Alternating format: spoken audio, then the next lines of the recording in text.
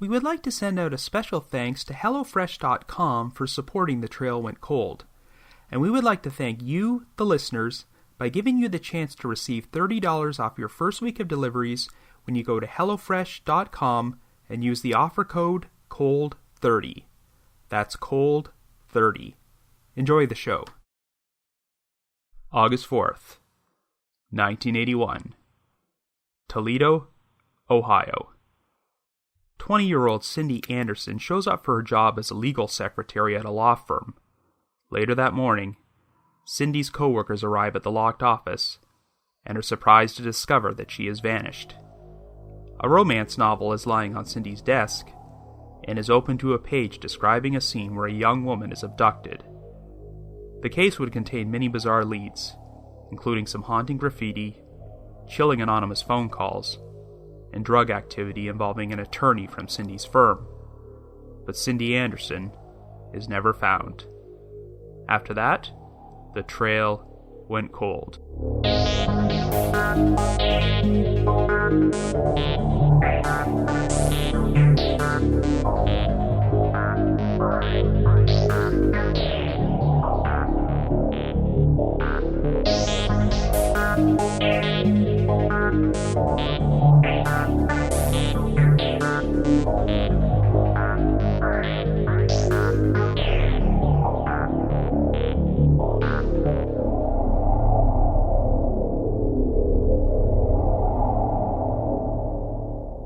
Hello everyone, and welcome to our latest episode of The Trail Went Cold.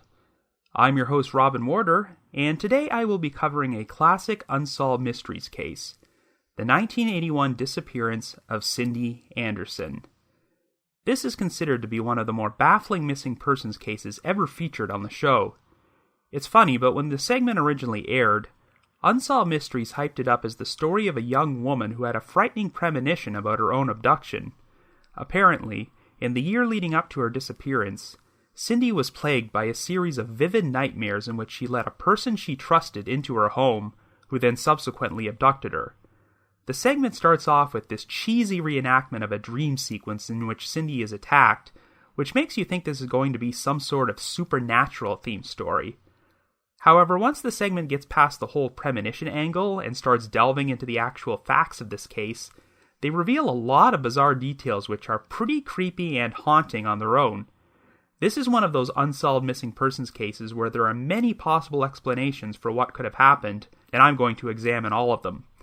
I previously featured this in an article I wrote for listverse.com titled 10 Mysterious Disappearances with Bizarre Clues, which was originally published in April of 2013. And yes, I know this is the third case from that particular list which I featured on this podcast, but I have a feeling it won't be the last. However, before we get started, just a brief reminder that The Trail Went Cold is a weekly podcast which alternates between our regular full-length episodes and shorter minisodes. We deliver either a new full-length episode or a new minisode every Wednesday. We're currently available for download on several platforms, including iTunes, Stitcher, and Google Play Music. So if you like this podcast, be sure to subscribe to it and leave us a rating or review, because that will help us garner more exposure. The Trail Went Cold also has its own PayPal account and a donate button on the website.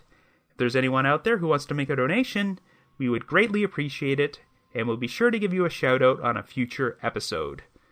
So with all that out of the way, let us now delve into the baffling disappearance of Cindy Anderson.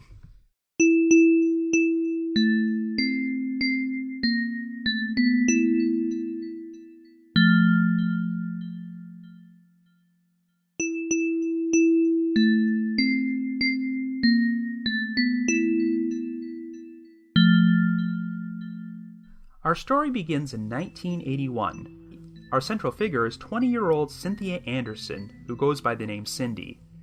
Cindy hails from a strict religious family of devout Christian fundamentalists. She is currently living with her parents in Bedford Township, Michigan, but is planning to attend Bible college in the fall alongside her boyfriend. In the meantime, Cindy is working a job as a legal secretary at the law firm of Neller and Rabbit, but she is planning to quit very soon. The firm is located a short drive over the state line in Toledo, Ohio at a strip mall called Manhattan Plaza. Since the lawyers are usually out of the office during the morning, Cindy is often working there alone. Because of this, she usually keeps the front door locked unless someone shows up at the firm, and her employers have even installed a buzzer beneath Cindy's desk in order to alert the business next door if anything goes wrong. On the morning of August 4th, Cindy showed up at the law firm for what promised to be a routine workday. At around noon, attorneys James Rabbit and Jay Feldstein finally showed up at the office. The front door was locked, but they were surprised to see unclaimed mail in the door handle. So the two lawyers unlocked the door and went inside, but did not see any sign of Cindy. The radio and air conditioner were turned on, and their desks had been prepared for the day, so this did indicate that Cindy had shown up for work, but for whatever reason, she was nowhere to be found. Cindy's purse and keys were missing, but her car was still parked out front. If she ever had to step out of the office during the day, Cindy would leave a note for her employers and place the phones on hold, but this was not the case here. While there were no signs of any struggle, Rabbit and Feldstein became concerned when they found a romance novel lying open on Cindy's desk. And what would turn out to be the first of many bizarre clues in this case, the book was open to a page containing a passage which described the story's heroine being abducted at knife point. This turned out to be the only violent scene in the entire novel, and was strangely reminiscent of the recurring nightmare Cindy had, where she described being abducted. Since Cindy never turned up anywhere, she was officially reported missing. It was hard to pinpoint the exact time Cindy went missing that morning. At least one witness claimed that they saw her in the office as late as 9:45 a.m., but other people reported that they attempted to call there at around 10 o'clock, but received no answer. Ironically, one of the reasons Jay Feldstein was not in the office that morning was because he was in court representing Cindy's father and one of her brothers on an unrelated matter. Cindy's family claimed that it was very uncharacteristic of her to disappear without telling anyone. Over the years, there would be no credible sightings of her, no activity on her social security number, and she left behind a significant amount of money in her bank account which has never been touched. However, some unsettling events which took place in Cindy's life prior to her disappearance suddenly took on a lot more significance. You see, there were a number of good reasons why Cindy kept the law firm's door locked when she worked alone and had a buzzer under her desk. 10 months before Cindy went missing, she showed up at work one day and noticed some unsettling graffiti on a parking lot wall located across the street from her office. The words, "I love you, Cindy," by GW, had been spray painted on the wall in large letters, and the graffiti was clearly visible through the front window of the law firm. Since no one else named Cindy worked at that strip mall, it seemed like this was a strategically placed message for her. The graffiti was eventually painted over, but within a few weeks, the words, "I love you, Cindy," by GW, were spray painted on the wall again in even larger letters. Well, Cindy thought long and hard, but could not think of anyone in her life with the initials GW. However, there did seem to be a very promising candidate. Even though there was no indication he knew Cindy personally, the strip mall's maintenance man just happened to have the initials GW, and he had keys to all of the offices there, including the law firm. This man was questioned by police, but he denied writing the graffiti and claimed to have no knowledge about what happened to Cindy. Investigators could find no evidence that the maintenance man had anything to do with Cindy's disappearance, but he remained a person of interest until he passed away years later. Another unsettling incident occurred the very day before Cindy went missing. One of the law firm's clients was paying off a bill when he saw Cindy answer the phone before she immediately hung up without saying anything. The phone rang again seconds later, and for the second straight time, Cindy answered it and immediately hung up. The client asked Cindy if everything was okay, and she said it was no big deal, but he believed that she had a genuinely scared look on her face. A strange event took place 1 month after Cindy vanished. The lead detective on the case, William Adams, received a phone call from a frightened-sounding woman speaking in low whispers who claimed that Cindy was being held in the basement of a white house. When Adams asked for more information, the woman abruptly hung up. Shortly thereafter, she called back and started sharing more details. The woman said that the white house Cindy was being held in was actually 2 houses side by side owned by the same family. The family was currently out of town, but their son was still at home, and he was holding Cindy captive inside the basement. While the call was going on, Adam signaled to another police officer to pick up his phone and listen in, but the woman must have sensed that someone else was on the line because she immediately hung up again. The police sent out a public plea for this woman to call back, but she never did. Adam started checking into white houses in the area which were located side by side, but given that Toledo's population at that time was over 350,000, that's an awful lot of white houses. Since this was pretty much like looking for the proverbial needle in a haystack, the lead went nowhere. Anyway, Cindy's mother passed away of cancer in 1983, and her family hoped that if Cindy did disappear voluntarily, this might prompt her to resurface. But unfortunately, she never did.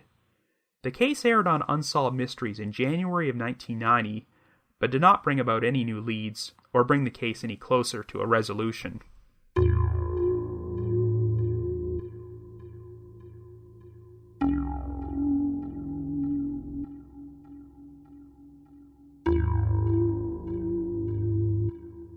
However, a pretty significant development occurred in 1995 when authorities busted a major drug ring which had been operating out of Toledo for the past 15 years. The ring was led by Jose Rodriguez Jr., and a total of 9 people were indicted in the bust. Well, one of them just happened to be Rodriguez's attorney, Richard Neller, who had become personally involved in his client's drug activities and would often advise him on how to avoid legal action. Neller was charged with a total of 5 felony counts, including 1 count of conspiracy to distribute cocaine, marijuana, and heroin, and 4 counts of unlawful use of a communication facility. He received separate sentences of 70 months and 48 months, which ran concurrently. Even though Neller was released and attempted to practice law again after serving his sentence, he was eventually disbarred. Well, as you might have already guessed, Richard Neller just happened to be one of the partners at the same law firm where Cindy Anderson was employed, Neller and Rabbit. And since Jose Rodriguez Jr. was Neller's client, he would have frequented the offices while Cindy was working there. When Rodriguez went to trial, a jailhouse informant named Scott Kelly Hansen testified that Rodriguez confessed to him that he had shot Cindy to death. Hansen also claimed that Richard Neller, who had represented him on a prior case, helped Rodriguez cover up Cindy's murder. Cindy had allegedly overheard some incriminating conversations between Rodriguez and Neller about their drug business and some armed robberies they were involved in, which is why they felt they needed to get rid of her. However, the issue here is that Scott Kelly Hansen was a career bank robber who received an early release from prison in exchange for his testimony. The guy went into federal witness protection, but immediately started robbing banks again within months and went right back to prison. In fact, in 1998, Hansen orchestrated an escape by printing up some fake release papers which fooled prison authorities into setting him free, and within hours, he went on another robbery spree before he was recaptured. So yeah, the guy was not exactly the most reliable witness in the world. So Rodriguez's trial judge ruled his testimony to be inadmissible, and no one was ever charged with Cindy's murder. Nevertheless, Rodriguez was still convicted on his drug charges, and I believe he is still incarcerated today. But other than Hansen's testimony, no evidence has ever been found to implicate Rodriguez in Cindy's disappearance. Unfortunately, Cindy's father passed away in 2008 without ever finding out what happened to his daughter. Cindy's surviving family are still searching for answers, but there has been no trace of her for nearly 36 years. So I guess you could say, the trail went cold. Before we continue, we would like to send out another special thanks to HelloFresh.com for supporting our podcast. Podcasting keeps me pretty busy, so that's just one of the reasons I'm very grateful for HelloFresh, which saves me a lot of valuable time which would otherwise be spent on shopping and cooking. HelloFresh is the meal kit delivery service that makes cooking more fun, so you can focus on the whole experience, not just the final plate. Each week, HelloFresh creates new delicious recipes with step-by-step instructions. Each recipe is designed to take around 30 minutes to make in your kitchen. The recipes are set up so that anyone can make a delicious and nutritious home-cooked meal in 30 minutes, whether you cook for yourself or are not so comfortable making home-cooked meals. HelloFresh sources the freshest ingredients, measured to the exact quantities needed, so there's no food waste. Everything is delivered to your doorstep in a recyclable, insulated box. Well, HelloFresh is also now offering light spring meals and has recently introduced breakfast options. It's a value of less than $10 per meal. I am pleased to say that I have teamed with HelloFresh, and they are now offering everyone in our audience $30 off your first week of deliveries when you go to HelloFresh.com and use the offer code COLD30. That's COLD30. For weeks now, I have been enjoying shipments of meals from HelloFresh. Just the other night, in only 30 minutes, I was able to prepare a helping of stir-fried pork noodles, complete with green beans and toasted cashews, and all covered with sweet and sticky hoisin sauce. It was a delicious, convenient meal to eat on a busy night spent podcasting. And it's just the type of meal you would enjoy eating while listening to this podcast. So once again, be sure to visit HelloFresh.com and use the code COLD30 to get $30 off your first week of deliveries. That's COLD30. Thank you, and enjoy the rest of the show.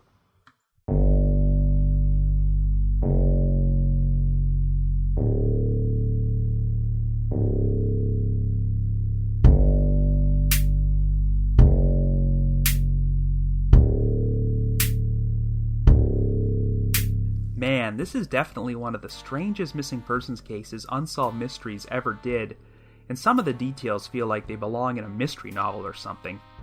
Not only did Cindy Anderson vanish from a locked office in broad daylight after taking a lot of precautions to prevent something like that from happening, but the last remaining trace of her is a novel which happens to be open to a page where a female character gets abducted. This is the one piece of evidence which has caused some speculation that Cindy intentionally staged her own disappearance.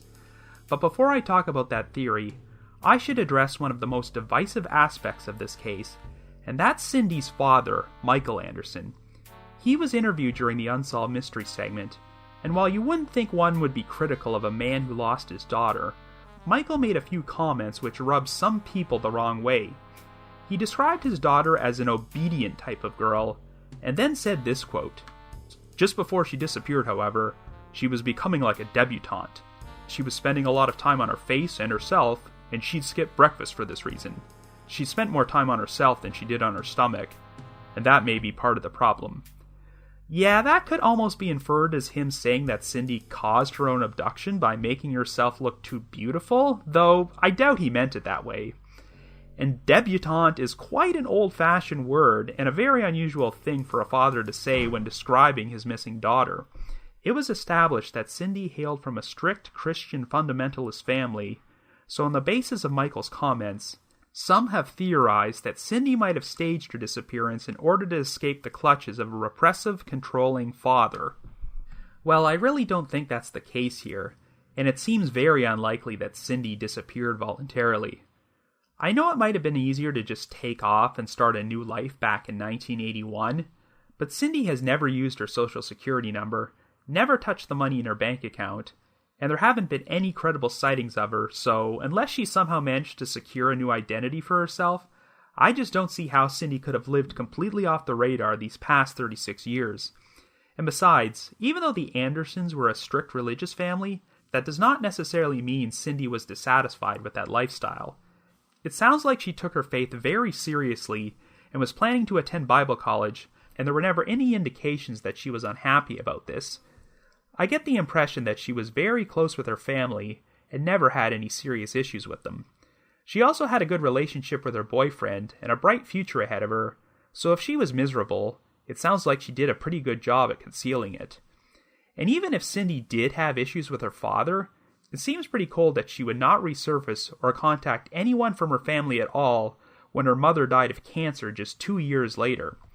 Yes, some of Michael Anderson's comments in his interview might have seemed off-putting, but I think that might be because he was an old-fashioned guy, yet that doesn't make him a bad person.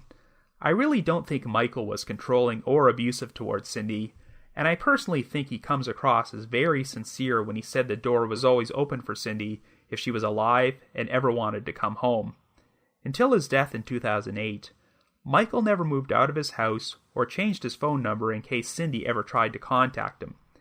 There was a newspaper article from that time period which featured a photo of Michael holding up a photo of Cindy, and I really believe he genuinely loved and missed his daughter. So now it's time to talk about the creepy graffiti which read, "I Love You, Cindy," by GW. But I gotta tell you, this whole thing is probably nothing more than one of the biggest red herrings ever. I often mention that I'm a frequent poster on the Unsolved Mysteries message board at the Sitcoms Online forum. Several years ago, a poster named Cynthia B0626 showed up there to clear up a major misunderstanding about this graffiti. While I would normally take information from internet commenters with a grain of salt, I find her story to be very credible. Cynthia B0626 claims that she is the Cindy referred to in the graffiti. She was finishing up high school at that time and had a boyfriend with the initials GW. Cindy B, as I'll now call her, says that GW had a habit of spray painting romantic messages for her in public, and this was far from the only time this happened. The reason "I Love You, Cindy" was painted on that particular parking lot wall was because it was located next to a Pizza Hut where Cindy B often hung out. It was just a massive coincidence that this happened to be in close proximity to a law firm where another woman named Cindy happened to work and could see the graffiti through her office window. Anyway, after graduating high school, Cindy B immediately joined the Army, so she wasn't around to hear about Cindy Anderson's disappearance in the summer of 1981. And tragically, GW was killed in a motorcycle accident in 1983. Since she spent the next several years stationed in Germany, Cindy B was completely unaware of the Cindy Anderson case until she watched the Unsolved Mysteries segment about it and was shocked to see her boyfriend's graffiti get featured. She promptly contacted the show and told them that she was the actual Cindy being referred to in the graffiti. They got in touch with the police, and a detective went to interview her. Cindy B provided him with some old letters containing samples of GW's handwriting, which resembled the writing of the graffiti. She also mentioned other locations where GW had spray painted the words "I Love You, Cindy," and since this info had never been released to the public, the detective believed her story. But much to Cindy B's frustration, it doesn't look like the police bothered to notify Unsolved Mysteries, because whenever the show reran Cindy Anderson's segment in syndication, the section about the graffiti was still left in there, and there was no update mentioning that it had no connection to the case. Cindy B eventually contacted the show about this, but it doesn't sound like they ever got around to cutting this section out. Now, if you visit Cindy Anderson's profile page at the Unsolved Mysteries website, you'll notice that there's no mention at all of the graffiti, so it at least sounds like they did remove it from there. However, when this segment was uploaded to Amazon Prime earlier this year, the entire section with the graffiti was intact, and they provided no indication that this was a false lead. So I'm here to set the record straight and tell you that the graffiti is nothing more than a red herring, and nobody named GW was responsible for Cindy Anderson's disappearance. Like I said, I got this information from comments on an internet message board, so I can't say with absolute 100% certainty that this is true, but Cindy B's story sounds very believable to me, and she even posted an envelope and a letter featuring GW's handwriting. All things considered, the whole thing is a pretty astonishing coincidence, especially when you consider that the strip mall also had a maintenance man with the initials GW. I actually feel really bad for this maintenance man, because even though he was never connected to Cindy's disappearance, it sounds like he had to live under a cloud of suspicion for the rest of his life. So I think we can close the books on the graffiti and GW, and now focus on other possible theories about what happened to Cindy.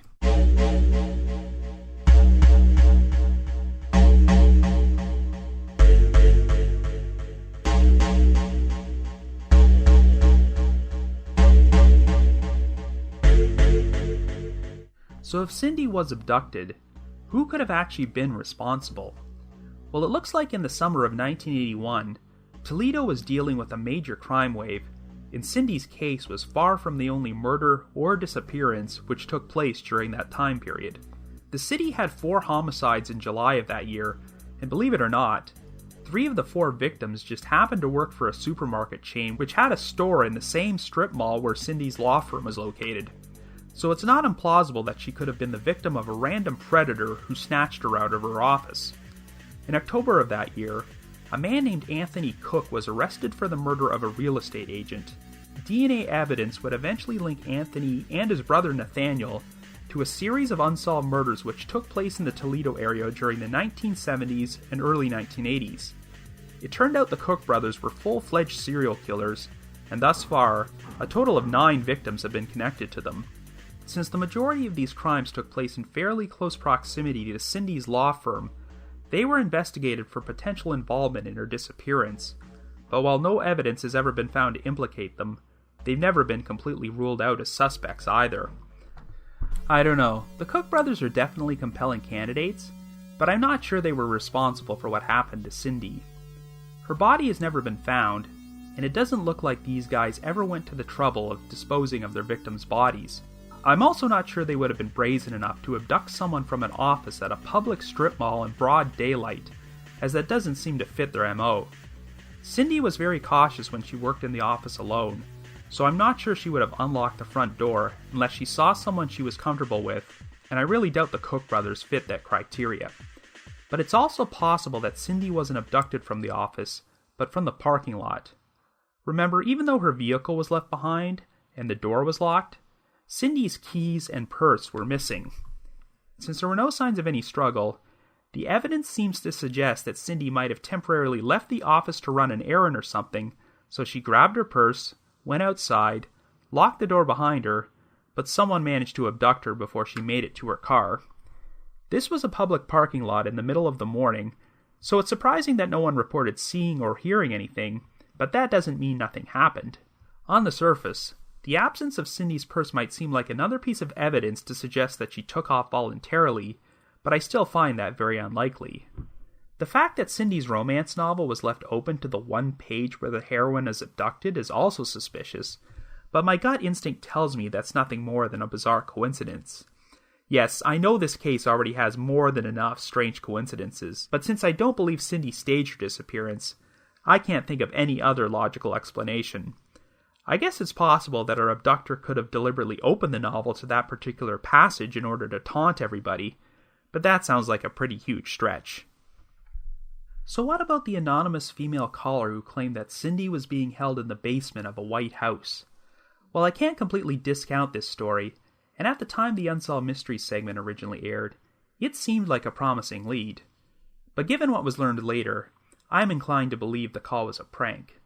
If Cindy really was abducted by some predator who held her captive, then it's possible the call was legitimate, but I think there's a good possibility there might be some truth to the allegations that Cindy's disappearance was drug-related. But first, I want to get back to the vivid nightmares Cindy was having during the year prior to her disappearance. Like I said earlier, Unsolved Mysteries made these nightmare sequences the hook for this story in an attempt to make the mystery look more supernatural in nature, and make it seem like Cindy was somehow having scary dreams which foretold her own abduction. Well, I actually think the dreams do hold a bit of weight in this story, because during her Unsolved Mysteries interview, Cindy's sisters said these dreams could have been a premonition of fears that Cindy had in her subconscious at that time.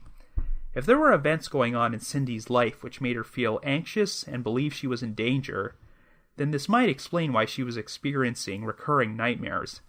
And this does make sense because even though the whole thing probably had nothing to do with her, Cindy had become genuinely unnerved by the multiple appearances of the "I love you Cindy" graffiti, which made their first appearance 10 months before she went missing.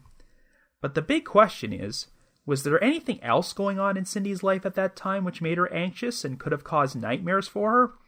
Well, we do know that Cindy's law firm added extra security measures for her when she worked alone, because not only was the office door kept locked, but a buzzer was installed at her desk to alert the business next door if anything went wrong.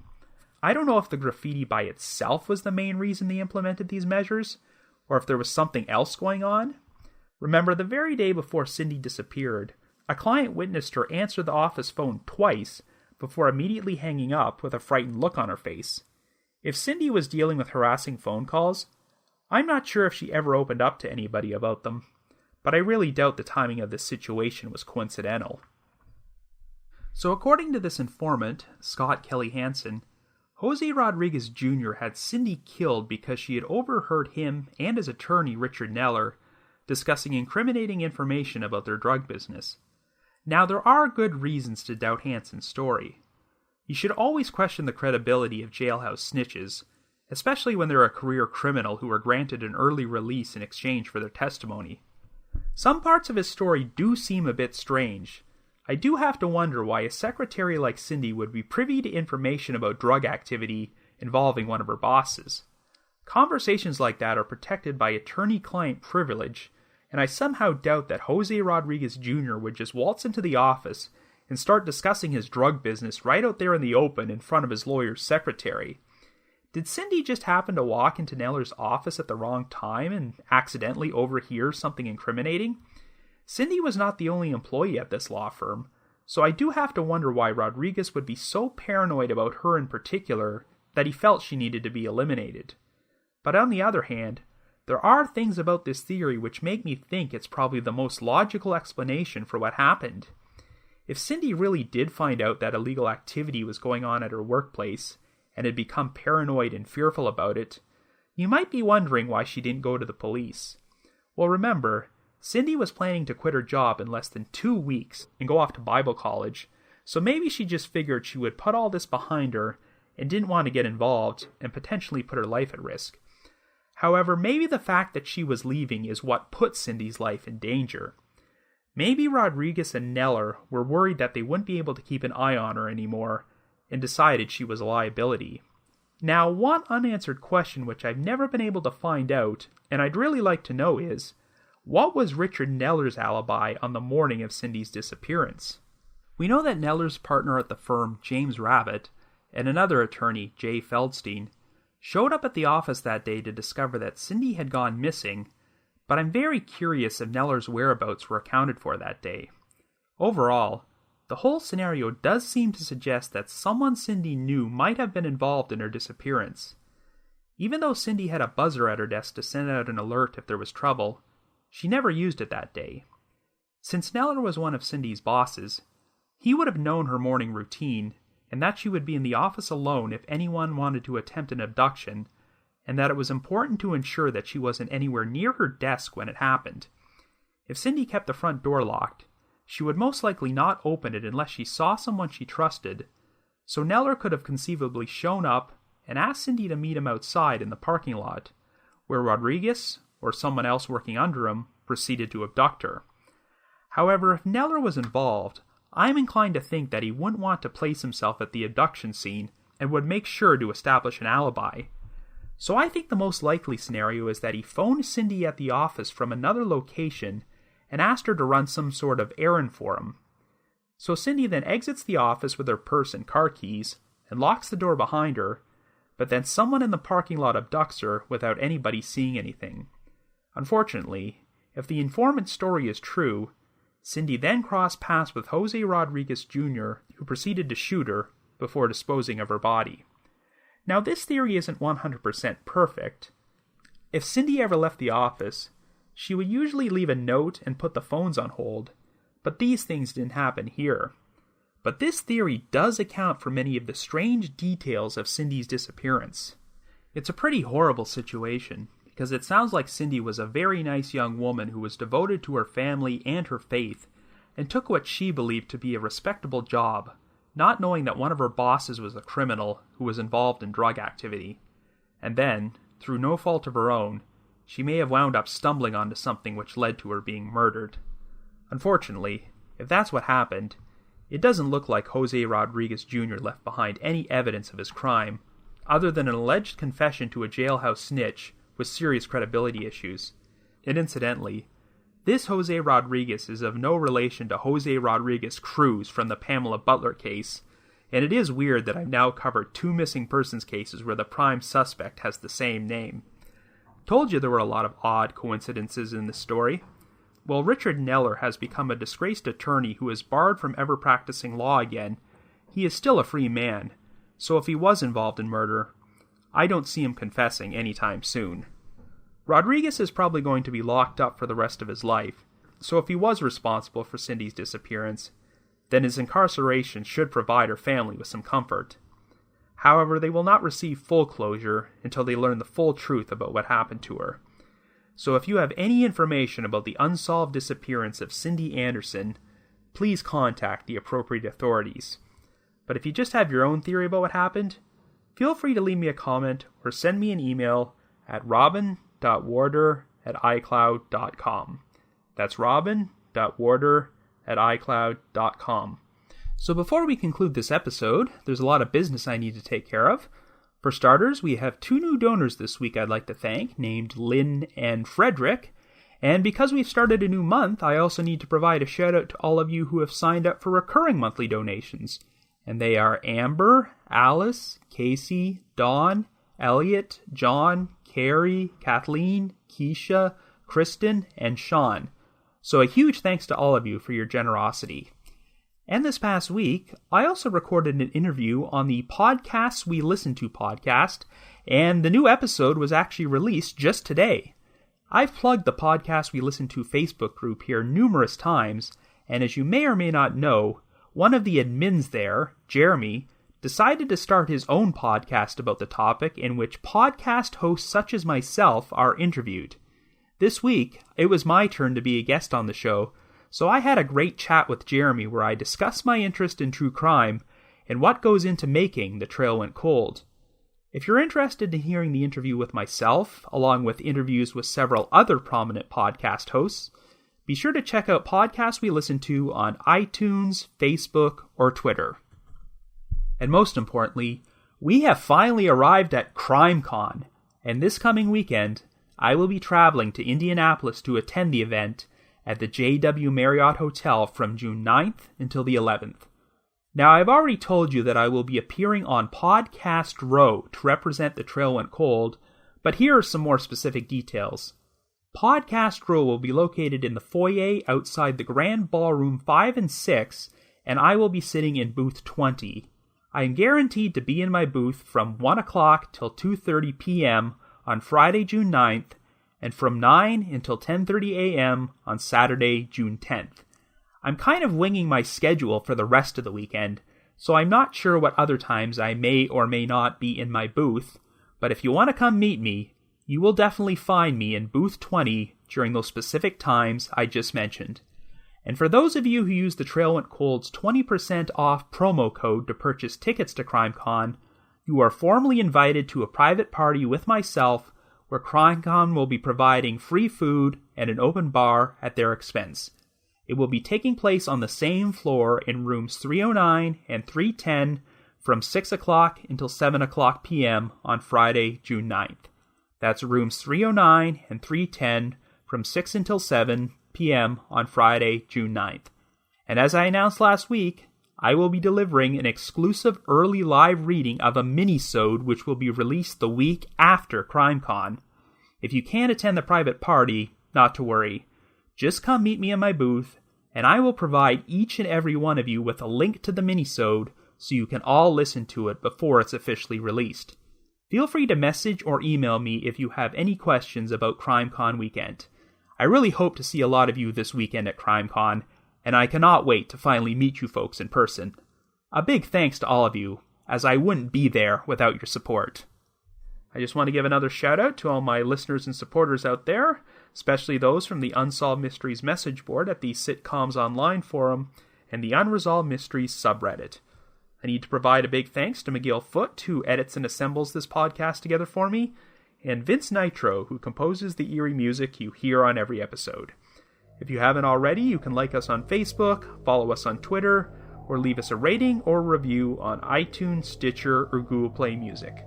And like I mentioned earlier, we also have a donate button on our website, so if you're feeling generous and want to express your appreciation for all the hard work we put into this podcast, we'd be extremely grateful. So have yourself a good week, and join me next Wednesday for a brand new mini-sode of The Trail Went Cold.